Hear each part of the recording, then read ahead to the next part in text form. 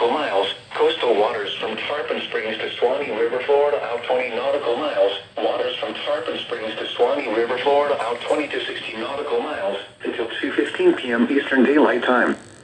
At 1:22 p.m. Eastern Daylight Time, strong thunderstorms were located along a line extending from Bayport to 6 nautical miles southeast of Tarpon Springs, moving northwest at 25 knots. These storms will be moving out over the water shortly. Hazard, wind gusts to 40 knots. Source, radar. Impact, expect wind gusts in excess of 34 knots. Suddenly high waves, frequent lightning, and heavy downpours. Make sure all on board are wearing life jackets.